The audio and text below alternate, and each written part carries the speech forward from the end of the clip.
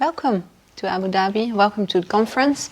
Could you say what your main message was this year? So my main message was actually that COVID did good for globalization. At least it didn't damage it, because it made us all really, in our own eyes, to see how important it is to have good international cooperation and how important global value chains are. So in that sense, I didn't think that it caused kind of globalization. No. So it brought globalization further. But still there are a lot of challenges we face. And one of the biggest ones is that we have in many countries a lot of people who haven't seen or understood the benefits of globalization. And that's why a lot of action is needed. We have to implement policies, especially at the national level.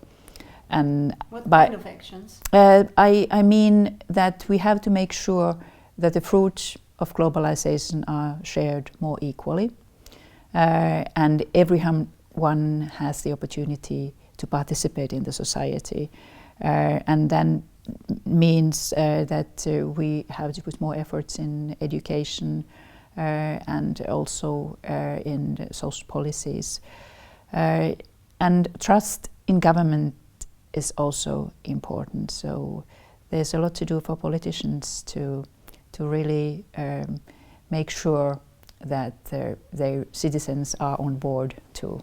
Can you describe a little bit, because the COVID crisis, that's not the sanitary crisis and then the economic crisis that resulted in a lot of countries. Can you describe how it was in your country?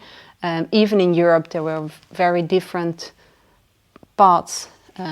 My country, Finland, actually managed it very well. So when it comes to kind of death toll, it was very small, has been very small, and also Finland was able to avoid the spreading of the disease among citizens.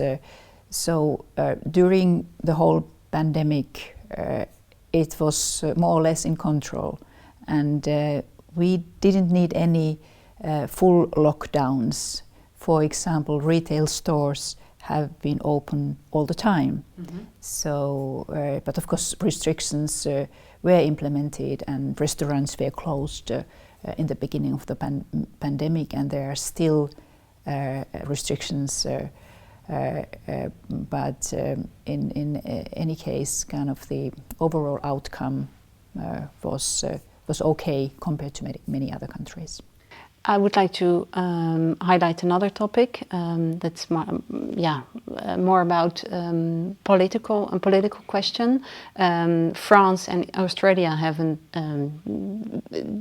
there's tension between the two countries, and Europe isn't really commenting on that.